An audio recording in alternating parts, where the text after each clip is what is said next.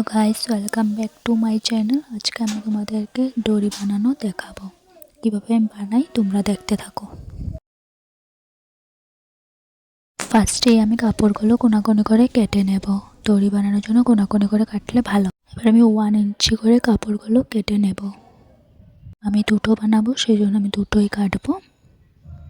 আমার দুটোই কাট করা হয়ে গেছে। এই দেখো আমার দড়ির জন্য কাপড়গুলো পুরো রেডি। এবার আমি কাপড়টা ফোল্ড করে সেলাই করে নেব। সেলাইটা একদম সমানভাবে দেবে, না হলে উল্টানোর সময় অসুবিধা হতে পারে। তো দেখতে থাকো আমি কীভাবে সেলাইটা করি।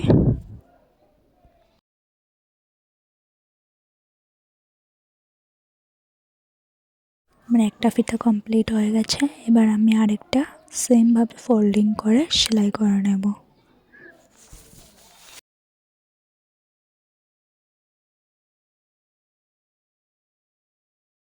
এই যে আমার দুটো দড়িয়ে সেলাই করা কমপ্লিট হয়ে গেছে।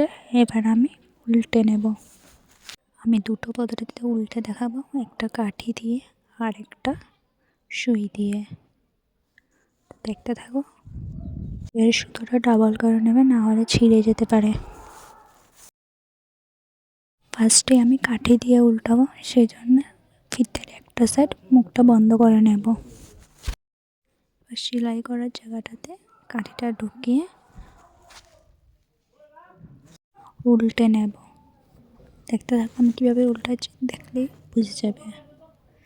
আস্তে আস্তে করতে হবে খুব।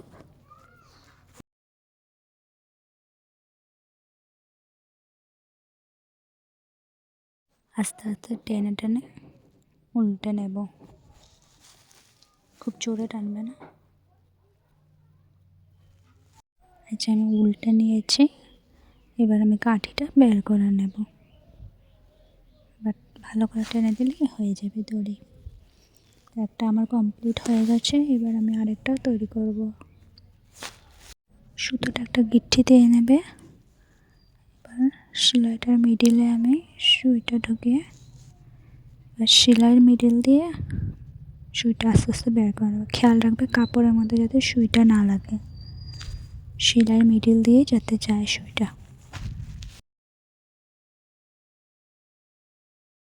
এবার একটা ছোট সুই নিয়ে নেবে।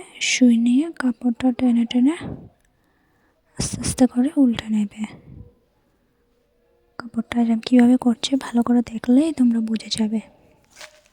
আমার ভিডিওটা তোমাদের কেমন লেগেছে কমেন্ট করে জানাবে। ভালো লাগলে একটা লাইক করে দেবে এবং আমার চ্যানেলটা সাবস্ক্রাইব করে রাখবে। আমার এটাও আমার উল্টানো কমপ্লিট হয়ে গেছে। মুখের সামনের কাপড়গুলো ছোট সুই দিয়ে টেনে দেবে। আমি এবার উল্টে নেব। আমার দুটো দড়িয়ে কমপ্লিট হয়ে গেছে। আজকের ভিডিওটা এতটুকু। বাই।